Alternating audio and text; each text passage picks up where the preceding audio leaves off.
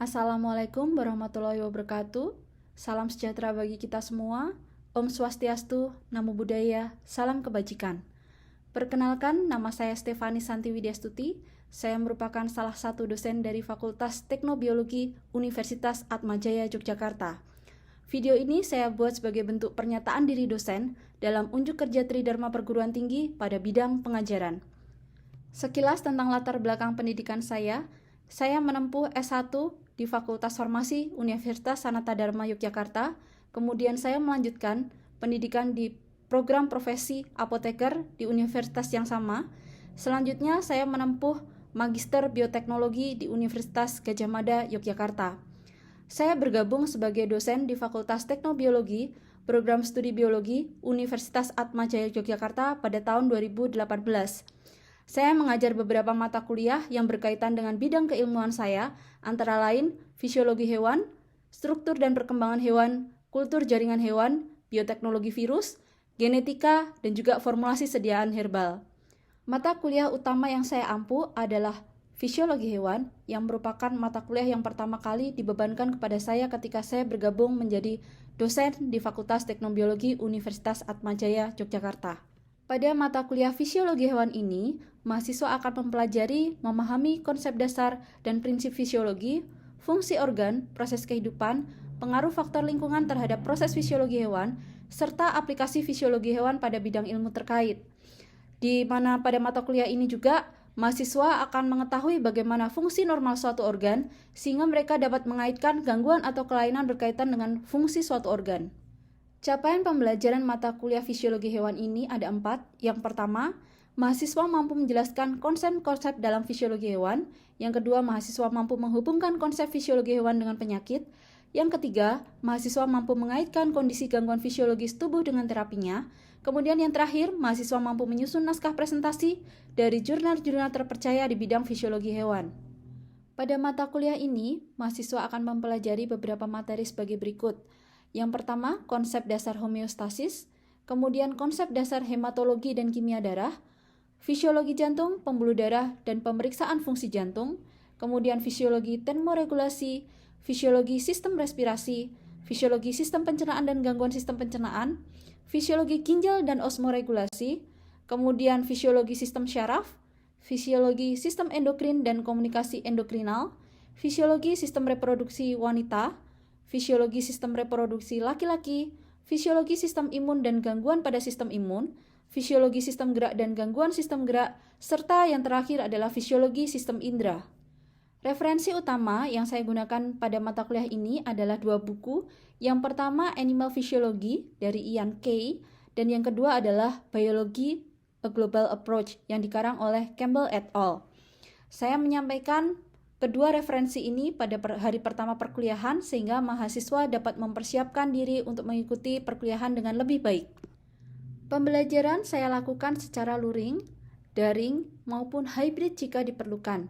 Dengan platform untuk sistem pembelajarannya adalah Learning Management System atau situs kuliah UAJY dan juga Microsoft Teams yang dimiliki oleh Universitas Atmajaya Yogyakarta.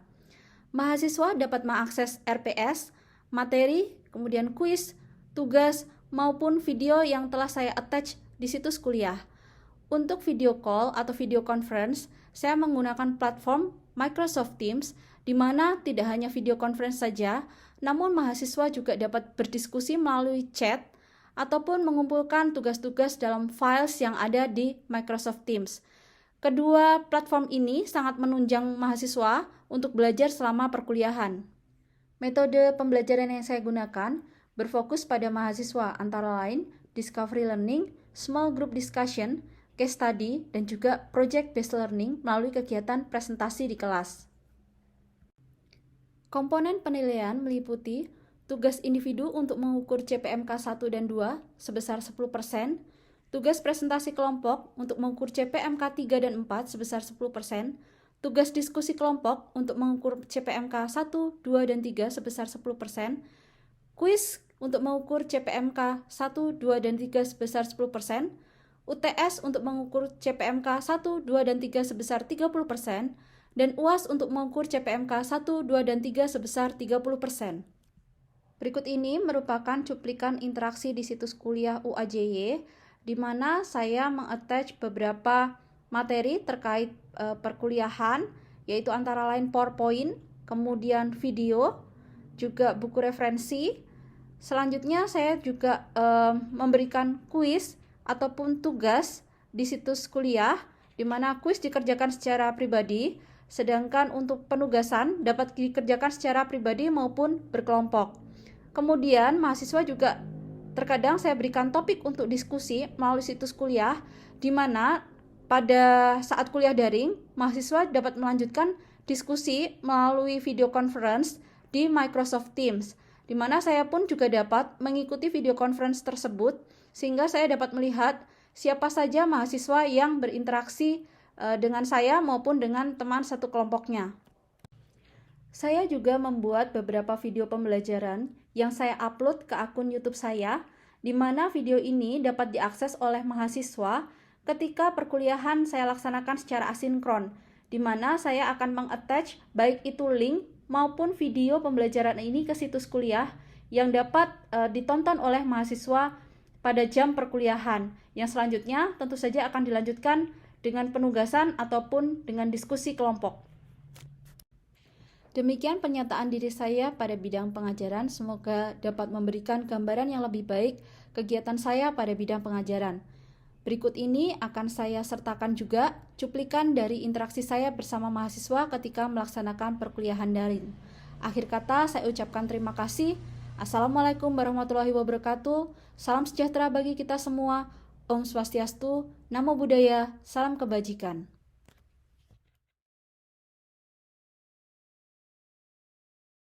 Semuanya yang sudah bergabung, sudah ada berapa orang? Oke. Kita mulai ya teman-teman, sebelum kita masuk ke perkuliahan. Ini sudah siap semua ya, sudah bangun semua. Sepertinya belum pada sarapan, tapi semoga sudah bisa fokus ya. Sudah pada bangun ya? Atau masih di kasur? Kita buka dulu dengan doa ya. Saya minta tolong satu orang untuk pimpin doa. Adakah yang bersedia memimpin doa? Yuk. Saya minta tolong siapa ya? Wanda deh. Wanda minta tolong pimpin doa, Wanda. Halo Bu. Baik Bu. Sambil itu dong, open cam dong doanya. Oke Bu.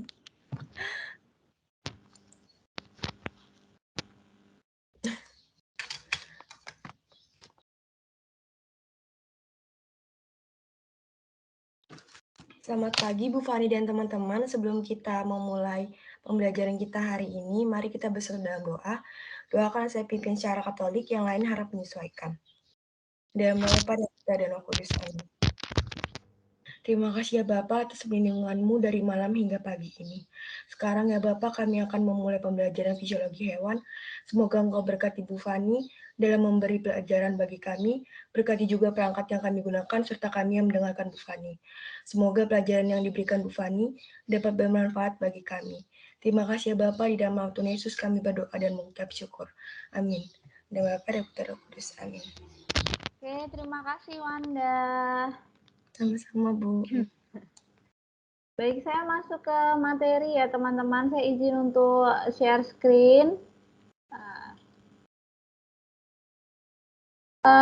Untuk materinya ini PPT sudah muncul ya? Sudah ya? Sudah Bu. Oke. Untuk materinya sudah saya upload di situs kuliah, nanti teman-teman bisa akses. Hari ini kita akan belajar tentang fisiologi dari sistem gerak. Kalau minggu lalu kita belajarnya asinkron ya, tentang fisiologi sistem imun. Semoga masih ingat ya. Ada berapa lapisan? Saya mau review sebentar, ada berapa lapisan pertahanan kita? Ada berapa lapis pertahanan? Kalau di gambarnya yang piramida itu, ada berapa lapis pertahanan kita? Nah, ingat. Berapa lapis ayo? 3 Bu. 3, oke, betul. Yang pertama, apa?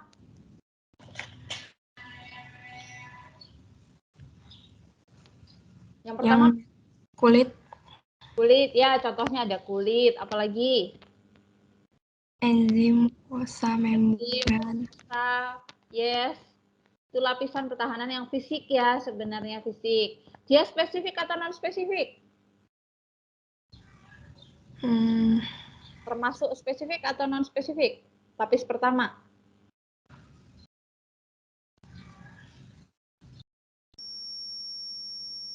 Apa? Salah nggak apa-apa loh ya teman-teman, saya mau recall aja biar lebih apa namanya paham. Pertahanan pertama tadi kayak kulit, kemudian dilihat apa? Non spesifik, Bu. Non spesifik, betul. Oke, kemudian pertahanan lapis kedua spesifik atau non spesifik? Non spesifik.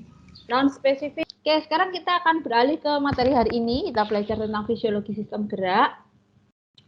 Kalau kita bicara tentang sistem gerak, ini merupakan materi yang nantinya akan sangat berkaitan dengan aktivitas kita sehari-hari. Kita berjalan, kita berlari, kita menulis, kita tidur, kita makan, itu semuanya karena ada pergerakan dari sistem rangka kita. Ya, sistem rangka kita. Jadi ini nanti kita akan belajar tidak hanya komponen-komponen dari sistem geraknya, ya, tapi kita juga akan belajar tentang fungsi rangka, kemudian tipe dari sistem skeletalnya, dan juga nanti yang terakhir kita akan membahas tentang gangguan-gangguan pada sistem gerak. Nah, tujuan pembelajaran hari ini ya nanti mahasiswa bisa menghubungkan atau mengaitkan fungsi rangka dengan otot itu dalam membentuk sistem gerak itu seperti apa, ya. Oke, nah ini tujuan pembelajarannya. Jadi ini yang akan kita pelajari hari ini ya teman-teman, komponen sistem gerak, fungsi rangka, tipe sistem skeletal, dan juga nanti terkait dengan gangguan. Oke, ada yang masih ingat sistem gerak kita? Ya, sistem gerak kita itu terdiri dari apa saja komponennya? Kita bisa bergerak itu karena ada apa? Otot. Otot, oke. Tulang, oke. Satu lagi? Sendi, Bu. Sendi, yes. Hanya 3 hal ini. Tulang, sendi, dan otot. Ya, kalau sendi itu sih, kalau tulang mungkin teman-teman sudah tahu ya, dia kan jaringan ikat yang keras gitu ya, yang nanti akan membantu dalam proses pergerakan kita. Nanti kita akan bicara tentang rangka. Kalau sendi itu apa? Sendi apa? Perekat. Perekat. Itu Hubungan aja. antar tulang ya. Hubungan antar tulang, oke. Lebih lengkapnya apa? Hubungan antar tulang yang dapat memungkinkan adanya pergerakan dari tulang. Jadi kalau dia hanya tulang aja tanpa ada persendian, maka kita nggak bisa bergerak. Ya, tangan kita tidak bisa melipat, tidak bisa menggenggam, kakinya nggak bisa berjalan maju mundur ya, tidak bisa melangkah. Jadi persendian itu hubungan antar tulang yang memungkinkan adanya pergerakan. Nah, kalau otot ini apa? Fungsinya sebagai apa ini? Otot Memberi kekuatan. memberi kekuatan, apalagi otot berfungsi sebagai alat gerak yang menggerakkan tulang. Alat gerak yang menggerakkan tulang, good. Berarti dia alat gerak pasif atau aktif? Aktif, Bu. Aktif, Bu. Aktif, yes. Dia alat gerak aktif. Yang pasifnya apa? Alat gerak pasifnya apa? Kalau ada yang Tulang. aktif, ya tulang, betul. Oke. Nah, kalau dari komponen-komponen ini, salah satunya atau salah duanya atau ketiganya ini mengalami gangguan yang menyebabkan fungsi yang tidak normal, ya mengalami fungsi yang tidak normal, maka ini tentu saja nanti akan berakhir pada gangguan pada sistem gerak. Entah pada tulangnya, entah pada sendinya, entah pada ototnya, atau kombinasi dari ketiganya atau keduanya gitu ya, satu atau lebih. Oke, sekarang fungsi dari rangka apa teman-teman? Jadi tidak hanya satu ya, fungsi dari rangka itu banyak. Apa? Menopang tubuh. Menopang tubuh. Oke, apalagi? Membentuk Melindungi organ postur tubuh. Membentuk postur tubuh. Terus tadi ada yang barusan menyebut apa? melindungi organ Melindungi organ-organ tubuh. Apalagi? Alat gerak pasif. Alat gerak pasif. Oke, betul. Apalagi? Di tulang-tulang yang panjang biasanya terjadi apa? Proses apa di situ? Pembentukan sel-sel darah. Yes, pembentukan sel-sel darah. Apalagi kalau di tulang panjang itu kan dia ada sumsum merah, ada sumsum kuning. Sumsum merah tadi tempat pembentukan sel-sel darah. Oke, yang sumsum kuning ini buat apa? Sel lemak, pembentukan sel lemak. Ya, pembentukan penyimpanan kalsium, fosfor, mineral, lipid, dan lain sebagainya. Itu ya. Jadi macam-macam. Tadi ada yang membentuk tubuh. Bayangkan kalau tubuh kita tuh nggak ada rangkanya ya teman-teman. Hanya apa daging, otot, kemudian lemak ya, cairan ya. Kita kayak jelly itu ya jadinya. Nah, tapi dengan adanya rangka itu bisa membentuk postur tubuh kita. Ya, kalau hewan ya ada anjing, ada harimau itu kan ada posturnya karena ada rangkanya. Ya. Penopang tubuh ini penting. Ya, penopang tubuh. Maka kalau ada orang yang mengalami gangguan pada tulangnya, ini akan sulit ya untuk tubuhnya bisa berdiri dengan tegak misalnya. Atau gangguan pada ototnya itu juga bisa jadi tulangnya normal tapi ototnya nggak normal, yaitu maka yang nggak bisa digerakkan, nggak bisa untuk menopang. Dan kalau kita lihat ya tubuh kita itu kan ya kakinya 2 gitu ya, tapi menopang tubuh yang sangat besar ya di atasnya. Nah, ini berarti kan kita fungsi rangkanya itu memang krusial ya, penting, dan dia itu sangat kuat. Ya tadi sudah ada yang menyebutkan melindungi organ-organ penting, terutama apa? Organ-organ yang penting, yang tanpanya kita nggak bisa hidup. Apa? Otak. Otak. Ya, jantung. Ya, ini kita nggak bisa hidup. Tapi selain itu kan ada organ lain yang perlu dilindungi. Ada paru-paru, ada ginjal, ada hati, ya. Paru-paru kalau nggak ada paru-paru itu juga nanti kesulitan bernafas juga. Jadi ini melindungi organ-organ penting, ya. Kemudian alat gerak pasif, tadi sudah ada yang menyebutkan alat gerak pasif.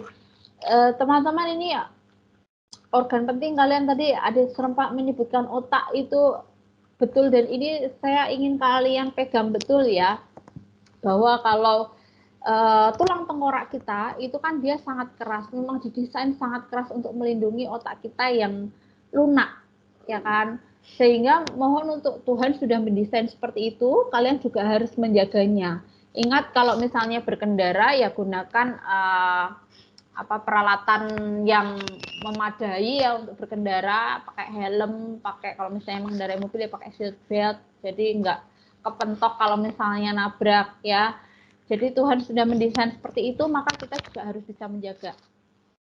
Kemudian tempat melekatnya otot, karena tadi ototnya itu sebagai alat gerak aktifnya, dia sebagai alat gerak pasifnya, maka ini bisa melaksanakan tugasnya itu kalau ada otot yang melekat di situ. Tempat pembentukan sel-sel darah tadi sudah disebutkan ya. Di tempat penyimpan mineral, kalsium, fosfor, lipid itu di sumsum tulang yang kuning ya. Oke, sekarang kita beranjak ke tipe sistem skeletal. Jadi ada 3 tipe sistem skeletal. Yang pertama adalah hidrostatik skeleton, yang kedua eksoskeleton, dan yang ketiga endoskeleton. Ya ini golongan Cnidaria gitu ya. Kemudian nematoda, flatworm itu masuk ke dalam hidrostatik skeleton, termasuk echinodermata. Ya, echinodermata, bintang laut, kemudian sea urchin. Nah, ini masuk ke hidrostatik skeleton. Kalau kalian perhatikan, nah ini earthworm ini ya, dia itu punya muscle ya, otot longitudinal dan juga otot sirkular. Jadi bentuk ototnya seperti ini. Longitudinal itu yang memanjang sepanjang tubuhnya. Nah, itu disebut yang longitudinal. Sedangkan yang sirkular itu yang dia membentuk kayak segmen-segmen. Ya, segmen-segmen atau bagian tubuhnya itu adalah otot. Osteoartritis ini adalah artritis yang disebabkan karena rusaknya tulang, ya, mulai dari kartilagonya, ya, karena berbagai hal, ya, yang kemudian menyebabkan kalau tulang kartilagonya ini rusak, kan berarti tidak ada bantalannya. Akhirnya tulang keras ketemu tulang keras, yang nantinya tulang keras ini menyebabkan nyeri, sakit, bahkan bisa menyebabkan kerusakan di situ. Nah, itu osteoartritis. Awalnya itu dari kartilagonya. Ya, kartilago ini bisa terkikis itu karena berbagai hal, ya, bisa karena infeksi bakteri, bisa karena gangguan autoimun juga, bisa juga karena infeksi virus gitu dan lain sebagainya, bisa juga dari aktivitas yang berlebihan. Nah, ini lama-lama seperti ini, ya, kalau dia healthy seperti ini, jadi tulang rawannya oke, tapi kalau osteoartritis dia seperti ini. Bisa juga karena tadi tulang rawan itu kan dia dinutrisinya oleh apa? Diberikan nutrisi oleh apa tulang rawan tadi di persendian?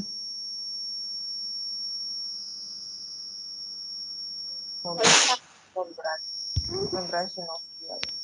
Ya, membran sinovial yang mengeluarkan cairan sinovial. Bisa jadi karena cairan sinovialnya itu tidak mencukupi, cairan sinovialnya yang kena infeksi bakteri atau virus, atau membran sinovialnya yang rusak, sehingga ini nggak cukup nutrisinya, menyebabkan si kartilagonya itu juga rusak. Itu juga bisa. Oke, kita sudah sampai di akhir. Saya ingin sedikit review. Nah, apa saja komponen dari sistem gerak kita yang bisa menjawab? Komponen sistem gerak tadi apa aja? Sendi. Sendi, good. Tulang. Terus? Otot. Oke. Fungsi rangka, apa saja fungsi rangka? Melindungi organ penting. Melindungi organ penting. Untuk postur tubuh. Untuk postur tubuh. Alat gerak pasif. Alat gerak pasif, good. Apalagi? Melekat otot. Melekat otot. Terus apa? Tempat pembentukan sel darah merah. Ya, tempat pembentukan sel darah merah. Lalu? Selain sel darah merah? Nyimpan mineral. Nyimpan lemak, nyimpan fosfor, dan lain sebagainya tadi. Oke. Apa saja tipe sistem skeletal? Tipe sistem skeletal. Ada yang masih ingat?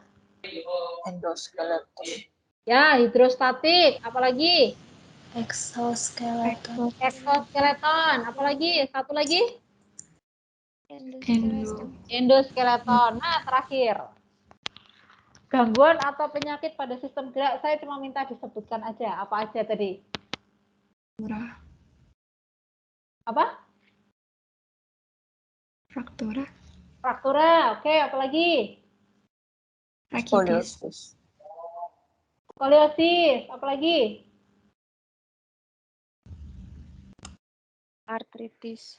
Artritis, yes. Apalagi? Hova syndrome. Hova syndrome. Oke. Itu masih banyak lagi yang lain, ya. Ada rakitis dan lain sebagainya tadi. Oke. Nah, teman-teman, ini kita masih punya sedikit waktu. Silakan nanti kalian ke channel masing-masing.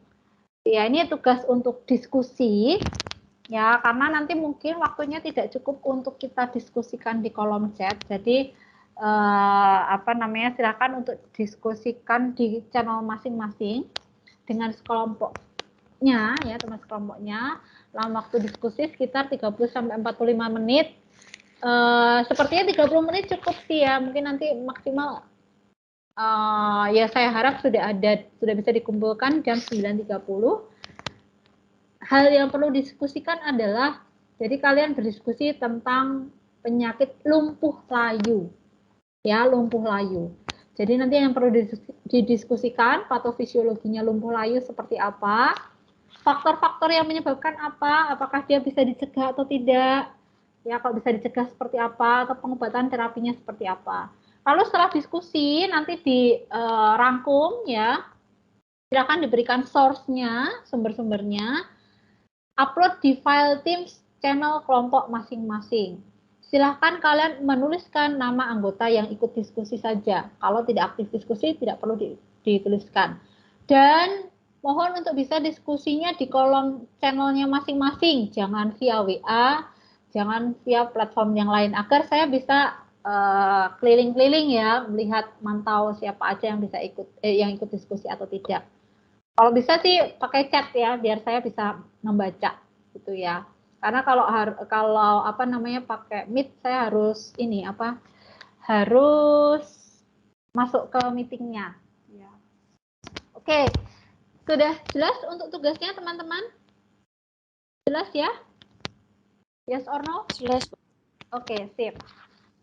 Oke, sekarang kita sudah di akhir acara, kita sudah belajar tentang fisiologi sistem gerak hari ini. Teman-teman sudah mengetahui tadi ya macam-macamnya sistem gerak, macam-macam komponen sistem gerak, fungsinya, kemudian apa namanya, penyakit-penyakitnya. Nah, sebelum kita akhiri, sebelum teman-teman berdiskusi, mari kita berdoa terlebih dahulu. Saya minta tolong satu orang untuk membantu pimpin doa. Yang cowok deh sekarang. Tadi udah cowok ya. Yang cewek deh sekarang. Saya minta tolong satu orang pimpin doa. Di open videonya ya. Giralda deh. Giralda silahkan untuk bantu pimpin doa. Giralda. Iya, Bu. Silahkan di open videonya, kita berdoa dulu ya. Bantu pimpin doa. Selamat pagi Bu Ines dan teman-teman. Kita akan menutup doa. Oh, jadi Bu Ines. Bukan Bu Fani. Astaga. Oke, yuk. Ya udah, aduh. Doakan saya pimpin secara Katolik yang lain harap menyesuaikan. Karena Bapa dan Putra dan Roh Kudus. Amin. Selamat pagi ya Bapak. Terima kasih karena Engkau telah memberikan kami ilmu pada pelajaran hari ini. Ya Bapak, sekarang kami akan melanjutkan aktivitas kami. Berkatilah supaya apa yang telah Tuhan sampaikan dapat kami terapkan dalam ujian dan kehidupan kami. Terima kasih ya Bapak. Amin. Dalam nama Bapa dan Putra dan Roh Kudus. Amin. Terima kasih, Geralda.